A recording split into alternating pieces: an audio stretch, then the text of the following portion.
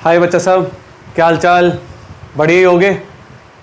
खूब पढ़ाई कीजिए, मन लगा के पढ़ाई कीजिए, और नहीं मन लगता है तो कुछ और कीजिए, ठीक है। पिछली वीडियो में हम लोग क्वाड्रेटिक फंक्शंस के बारे में जाने थे। आज उससे रिलेटेड कुछ क्वेश्चंस करेंगे और आगे के कुछ फंक्शन के ग्राफ देखेंगे, ठीक है। चलिए स्टार्ट करते हैं। सबसे पहले questions on quadratic function.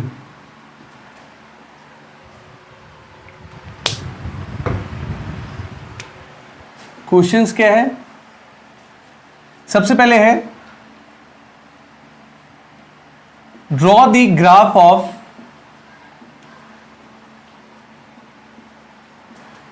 Questions one है F X equals to x square plus 3x plus 2। Draw the graph of F X equals to x square plus 3x plus 2। अभी हम लोग इसका ग्राफ ड्रॉ करेंगे और ग्राफ से इसका range find out करेंगे, ठीक है।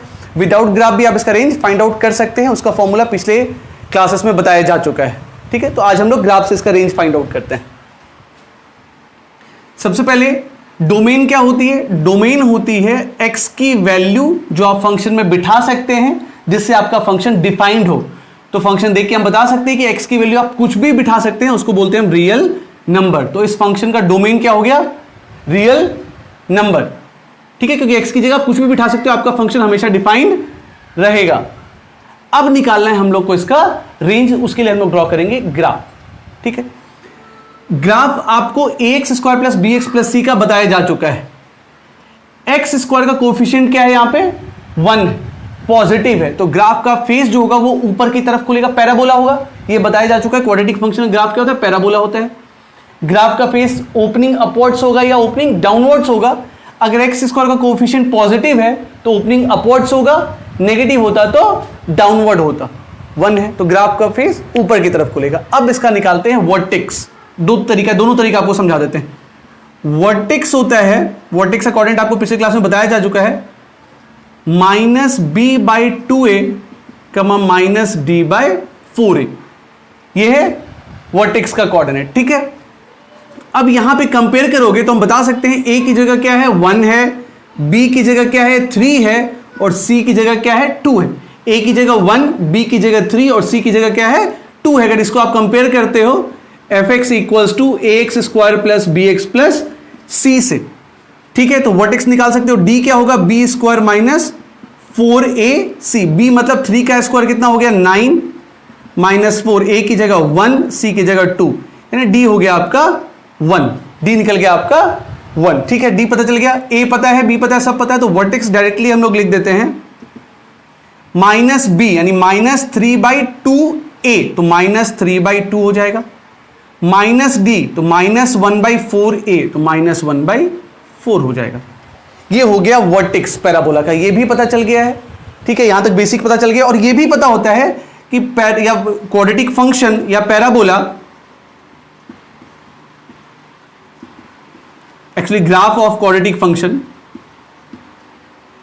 कट्स y एक्सिस एट किस पॉइंट पे कट करता है? 0, तो 0, क्या है? यहां पे 2 है, तो 0, 2 पे आपका जो ये ग्राफ है ये y एक्सिस को कट करेगा। ये वर्टेक्स हो गया, यहां तक पता चल गया है, कोई दिक्कत नहीं है। अब आपका जो इसका रूट्स क्या होगा, रूट्स भी निकाल लेते हैं अगर है तो, ठीक है। ऑब्वियसली d क्या है? 1 है, d 1 है मतलब ग्रेटर देन 0 है, तो कितना रूट होगा? 2 रूट होगा, वो निकाल सकते हैं यहाँ पे बहुत सिंपल है। या तो रूट का फॉर्मूला होता है -b plus minus root under b square minus 4ac/2a, आप वैसे भी निकाल सकते हैं। ये एक्चुअली फैक्टराइज भी हो जाएगा, यानी when y equals to 0 that means x square plus 3x plus 2 equals to 0। Factorise करते हैं तो आता है x plus 2 into x plus 1 equals to 0। तो x की वैल्यू आती है -1 और -2, यानी इसका 2 रूट हो गया, -1 और -2। यानी कहां पे आपका y 0 होगा, मतलब ग्राफ x एक्सिस को कहां पे कट करेगा? -1 पे और -2 पे। y एक्सिस को कहां पे कट करेगा? 0, 2 पे। इतने सारे इंफॉर्मेशन जानने के बाद ग्राफ बहुत आसानी से बनाया जा सकता है, बहुत आसानी से बनाया जा सकता है। एक और तरीका बताएंगे इसके बाद, ठीक है। ये तो बेसिक चीज लिखा हुआ है, वर्टेक्स पता चल गया, वाई एक्सिस को कहां पे कट करेगा वो भी पता चल गया, और रूट्स क्या है वो भी पता चल गया, ठीक है। तो अब हम लोग इसका बना लेते हैं ग्राफ, बहुत आसानी से बन जाएगा, आराम से इस जगह पे ही बना लेते हैं, कोई बहुत बड़ी जगह की जरूरत भी नहीं है। एक्स, एक्स डैश, वाई और वाई डैश, ठीक है। दो जगह कट कर रहा है, कहां पे, -1 और -2 पे, ग्राफ का फेस ओपनिंग अपवर्ड। तो ये हो गया, मान लेते हैं -2, ये हो गया -1, थोड़ा इधर ले लेते हैं, इक्वल दूरी पे लगना चाहिए, -1, ठीक है। या रुक जाइए, उसको फिर से ड्रॉ कर देते हैं।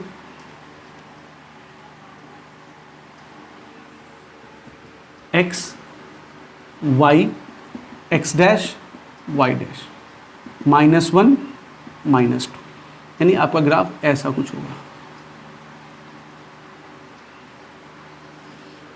ऐसा कुछ होगा पैराबोला आपका। एग्जैक्टली बहुत सुंदर नहीं बना है, आप समझ गए कि पैराबोला कैसा होगा। ग्राफ का मुंह ऊपर की तरफ खुलेगा, -2, -1 पे कट करेगा, और वाई एक्सिस को कहां पे कट करेगा, ये हो गया, ये पॉइंट का कोऑर्डिनेट हो जाएगा 0, 2, इसका हो जाएगा -1, 0, इस पॉइंट का कोऑर्डिनेट हो जाएगा -2, 0, और वर्टेक्स है -3/2, -1/4, मतलब ये पॉइंट, इसका कोऑर्डिनेट हो जाएगा -3/2, -1/4। ये जो ग्राफ दिख रहा है आपको, यही ग्राफ है इस पैराबोला का, इस फंक्शन का ग्राफ। अब आप आराम से इसका रेंज देख के बता सकते हो, रेंज कहां होगा, यहां से ऊपर जाएगा रेंज, राइट। तो यहां पे y की वैल्यू क्या है, -1/4, और ऊपर क्या है, इनफाइनाइट। इसका मतलब ग्राफ देख के आप बता सकते हो रेंज क्या होगा, -1/4 क्लोज इंटरवल से इनफाइनाइट ओपन इंटरवल। ये वो ग्राफ देख के बताना। अब बहुत बच्चे बोलेंगे सर हमें तो फॉर्मूला ही याद है जो पिछले क्लास में पढ़ा हुआ है। तो अगर x² का कोफिशिएंट पॉजिटिव है तो उसका रेंज होता है -d/4a से लेके इनफाइनाइट तक। अगर ग्राफ नहीं बनाते, ये ग्राफ बताने के लिए बताया गया था। तो -d/4a का वैल्यू कितना है, -1/4 से लेके कहां तक, इनफाइनाइट तक। तो आप ऐसे भी निकाल सकते हो, फॉर्मूले से भी निकाल सकते हो इसका रेंज आराम से, डोमेन पता ही है। बात समझ में आ गई होगी, बहुत सिंपल है, बस कॉन्सेप्ट है, अगर वो क्लियर है तो कोई खास दिक्कत नहीं है। एक और तरीका क्या है ग्राफ बनाने का, वो देख सकते हैं। एक और प्रोसेस है, मतलब है तो बनेगा ऑब्वियसली यही ग्राफ बनेगा, क्योंकि सेम फंक्शन का ग्राफ ड्रॉ कर रहे हैं तो एक ही ग्राफ बनेगा। सॉरी, अब देखो सबसे पहले क्या है, इसका रूट निकाल लेते हैं। तो finding roots of fx, roots of fx मतलब इसको 0 के इक्वल करते हैं। तो x² + 3x + 2 = 0, ये तो बता चुके हैं अभी थोड़ी देर पहले। x + 2 × x + 1 = 0, मतलब x = -1 और -2 इसका रूट हो गया, ठीक है।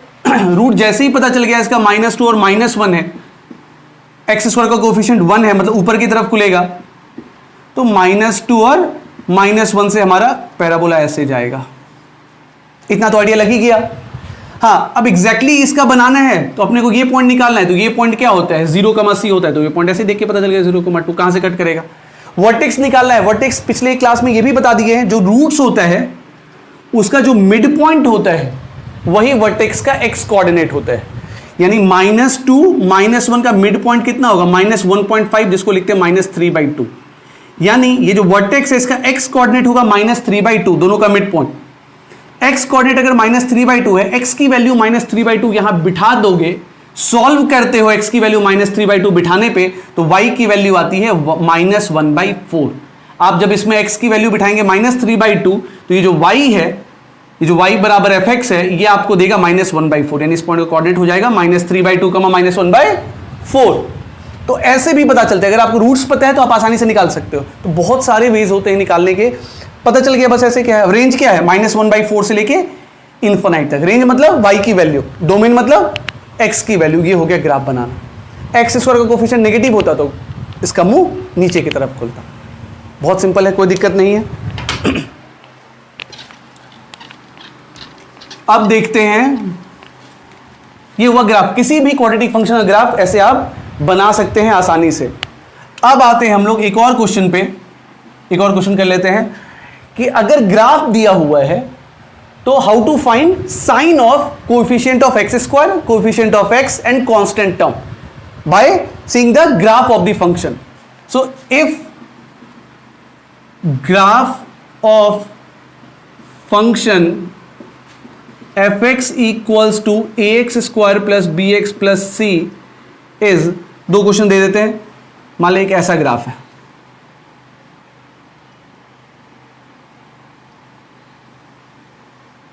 ऐसा कुछ ग्राफ है, ठीक है, और एक ग्राफ बना दिया हमने, कैसा भी ले लेते हैं, ऐसा ले लिया, ठीक है, ऐसा दो ग्राफ बना दिया हमने। अब बस ग्राफ को देख के आपको बताना है, if graph of function is this, find the sign of A B and C. बहुत सिंपल है, ऑब्जेक्टिव क्वेश्चंस में जनरली ऐसे क्वेश्चंस पूछते हैं, बहुत सिंपल है, ज्यादा मुश्किल नहीं है। आप देखो ध्यान से, बेसिक चीज आपको पता होनी चाहिए बस। सबसे पहले ग्राफ का मुंह नीचे की तरफ खुल रहा है, तो जो आपका ए होगा वो नेगेटिव होगा। फर्स्ट केस में जो पहला पार्ट है, दो पार्ट है, दोनों में लिख देते हैं साथ साथ। पहले केस में ए क्या होगा, नेगेटिव होगा, लेस देन 0 होगा, साइन पता चल गया। यहां ऊपर की तरफ खुल रहा है तो ए क्या होगा, पॉजिटिव होगा। क्लियर है, बहुत सिंपल है। आपका ग्राफ वाई एक्सिस को ऊपर में कट कर रहा है, इस पॉइंट का कोऑर्डिनेट होता है 0,c होता है, तो जो आपका ऊपर की तरफ कट कर रहा है इसका मतलब c जो होगा आपका पॉजिटिव होगा। ऊपर कट कर रहा है इसका मतलब पता चल गया c क्या होगा, पॉजिटिव होगा। यहां आपका ग्राफ वाई एक्सिस को नीचे कट कर रहा है, मतलब आपका जो c होगा वो नेगेटिव होगा। तो दो साइन तो ऐसे ही पता चल गया, जहां पे कट कर रहा है उसको देख के c पता चल गया, ग्राफ का फेस अपवर्ड या डाउनवर्ड है उससे a पता चल गया, दो साइन, बस b निकालना रह गया। बहुत सिंपल तरीका है। ये वर्टेक्स देख लो, वर्टेक्स दिख रहा है अपने को कहां पे मुड़ रहा है, तो वर्टेक्स का x कोऑर्डिनेट कितना होता है, -b/2 है, -b/2 है। तो वर्टेक्स जो है आपका x कोऑर्डिनेट जो है वो इस तरफ है, इसका मतलब जो -b/2a होगा वो नेगेटिव होगा। -b/2a क्या होगा, नेगेटिव होगा। अच्छा a क्या है, नेगेटिव है, a क्या है, नेगेटिव। यहां भी क्या साइन है, नेगेटिव, नेगेटिव नेगेटिव क्या हो गया, पॉजिटिव। जो बच गया b लेस देन क्या होगा, 0। इसका मतलब इसका रिक्वायर्ड रिजल्ट क्या हो जाएगा, b लेस देन 0। हम दोबारा समझा देते हैं, देखो -b/2a लेस देन 0। 2 साइन की बात हो रही है, 2 का साइन में कोई फर्क नहीं पड़ता है। a क्या है आपका, नेगेटिव है, पहले लिख चुके हैं। a नेगेटिव, यहां भी नेगेटिव, नेगेटिव नेगेटिव कट जाएगा, बचेगा सिर्फ b, और वो क्या है, लेस देन 0। तो b लेस देन क्या हो जाएगा, 0। सिंपल है। इस केस में देख लो आप, यहां आपका ये वर्टेक्स है, ये x कोऑर्डिनेट हो गया, x कोऑर्डिनेट होता है वर्टेक्स का -b/2a, वो इस तरफ है, कोई दिक्कत नहीं है। तो -b/2a क्या होगा, लेस देन 0, नेगेटिव है, लेकिन a क्या है, पॉजिटिव, 2 भी क्या है, पॉजिटिव, तो इस दोनों का साइन में कोई फर्क नहीं पड़ता है। -b नेगेटिव है, इसका मतलब b को क्या होना पड़ेगा, पॉजिटिव होना पड़ेगा। -b नेगेटिव है तो b भी नेगेटिव होगा, तब तो नेगेटिव नेगेटिव पॉजिटिव बन जाएगा, यानी b का साइन क्या होगा, पॉजिटिव होगा। क्लियर हो गया, तीनों का साइन पता चल गया। बात समझ में आया, क्लियर है, बहुत सिंपल है, बस आपको लॉजिक पता होना चाहिए। आप तुरंत a और b और c का साइन बता सकते हैं, मतलब coefficient of x square, coefficient of x और कांस्टेंट टर्म का साइन बता सकते हैं आसानी से। बहुत सिंपल क्वेश्चन सब है ये सब।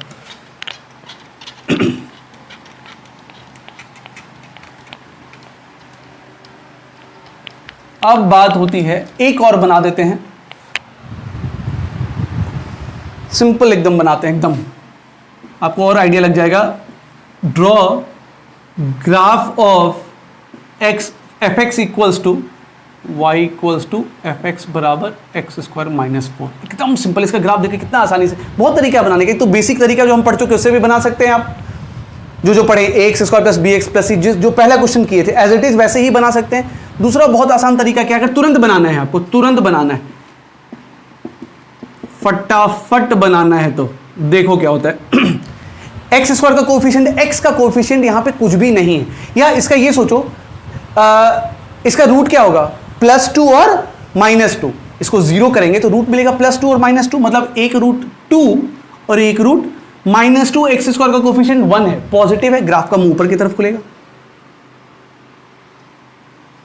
और -2 और 2 का मिड पॉइंट क्या होगा, ओरिजिन होगा, सेंटर होगा, तो इसका जो वर्टेक्स होगा वो कहां पे होगा, सेंटर पे होगा कि नहीं होगा, 0 होगा, मतलब वर्टेक्स का x कोऑर्डिनेट कितना होगा, 0 होगा, क्योंकि -2 और 2 का मिड पॉइंट क्या हो गया, 0 हो गया। एक तो ये तरीका है, ऐसे भी समझा सकते हैं।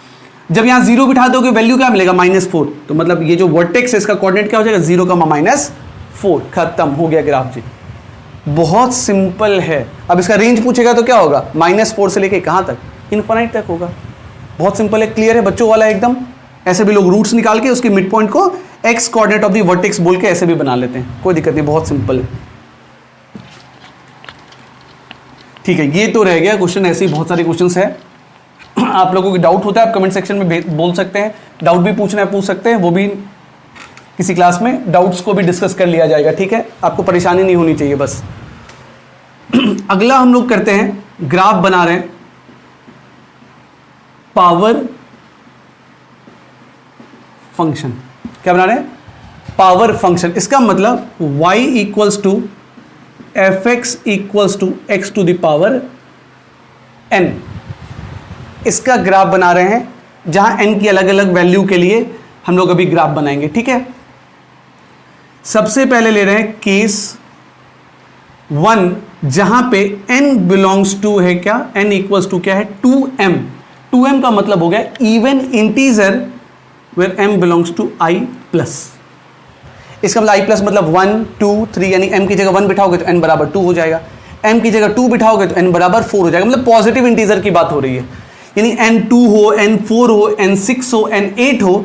यानी एग्जाम्पल के तौर पे बोलेंगे तो अपन ग्राफ बनाएंगे x स्क्वायर का, x पे पावर 4 का, x पे पावर 6 का एंड सो ऑन।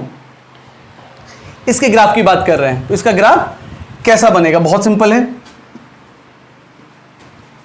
यानी अगर इसके डोमेन की बात करेंगे, अगर ऐसे मतलब ऐसा दिया हुआ इसके डोमेन की बात करेंगे तो x की जगह आप कुछ भी बिठा सकते हो, कुछ भी बिठा सकते हो, तो डोमेन हो जाएगा आपका फंक्शन डिफाइंड रहेगा रियल नंबर। लेकिन रेंज की बात करोगे तो पावर इवन है। पावर इवन का होने का मतलब कि अगर ये नेगेटिव हो या पॉजिटिव हो, आपका जो y होगा वो हमेशा पॉजिटिव होगा। तो रेंज क्या हो जाएगा इसका? 0 से कहां तक? इनफाइनाइट तक। 0 हो सकता है जब x की वैल्यू 0 होगी, तो 0 से कहां तक? इनफाइनाइट तक। ठीक है, graph y equals to x square, बहुत सिंपल है, पैराबोला है।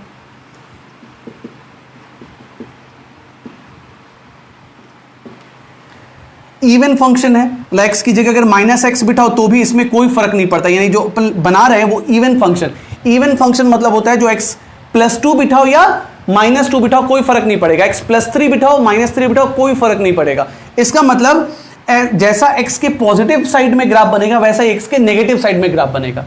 इसको ऐसे भी बोल सकते हैं कि आपको जो ग्राफ होगा वो सिमेट्रिकल होगा अबाउट y एक्सिस, y के इधर, यानी जब x पॉजिटिव है तब जो ग्राफ बनेगा सेम एज इट इज उसका नेगेटिव में बनेगा। तो y बराबर एक्स स्क्वायर का ग्राफ अपने को पता है कैसा होता है, ये है y बराबर एक्स स्क्वायर का पैराबोला का। 0 पे 0 है, 0 से इनफाइनाइट रेंज है। ये तो बहुत सिंपल है, सिमेट्रिकल है, इसका मिरर इमेज ये बन गया है। अब पूछेगा सर अगर x पे पावर 4 होगा उसका तो शेप ऐसा नहीं होगा, बिल्कुल नहीं होगा। पावर क्वाड्रेटिक का ही ग्राफ पैराबोला बनता है।